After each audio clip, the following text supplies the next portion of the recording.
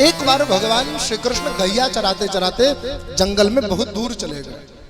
शाम होने लगी, भूख लगी थी, तो ग्वाल वालों को एक ब्राह्मणों का गांव देख करके भेजा।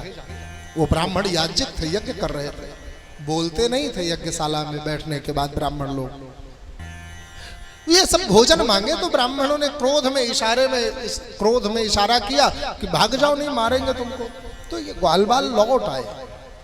जब आकर के कृष्ण को बताए कि गोविंद वो तो क्रोधित होकर के हमको डांट करके भगा दिए, तो महाराज गोविंद ने कहा कि भोजन तो अन्नपूर्णा देती है ना।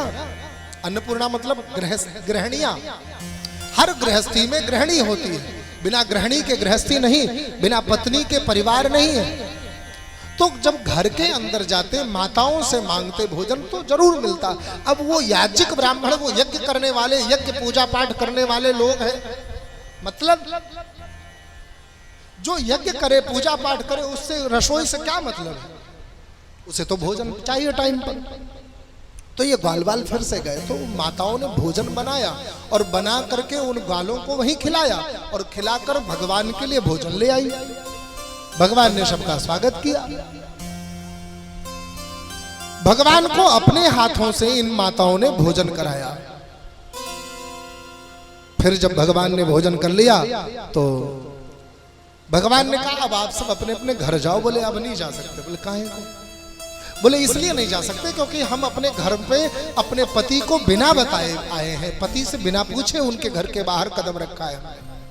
ये सब याज्ञिक ब्राह्मण हैं, नियम और धर्म के सच्चे हैं, पक्के हैं।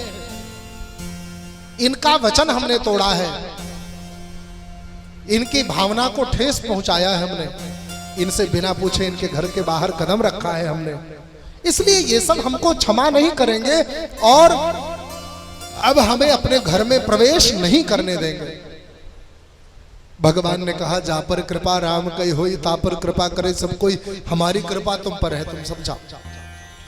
ये स्त्रियां जब गई तो इनके पतिदेव इनका पांव धुलने के लिए दौड़े महाराज।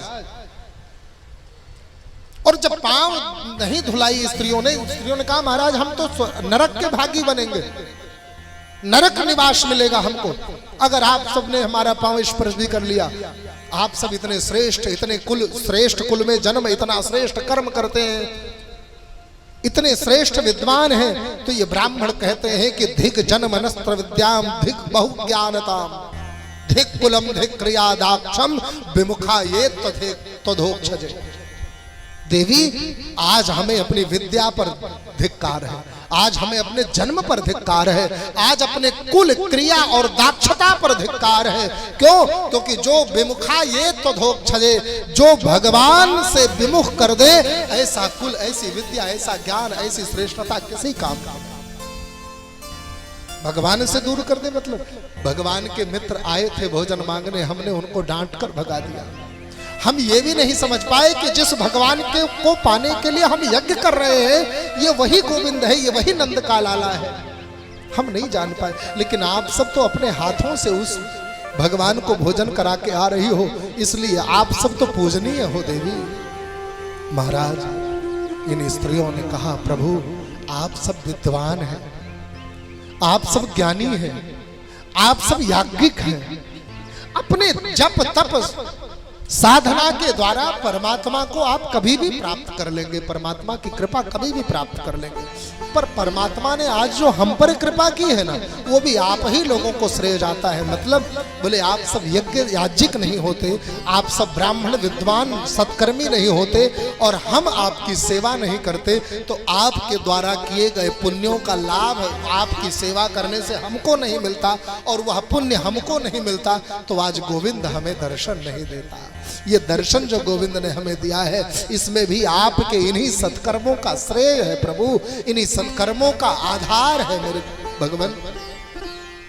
तब माताओं को घर में प्रवेश दिया है और इन ब्राह्मणों ने खूब सराहा है माताओं को।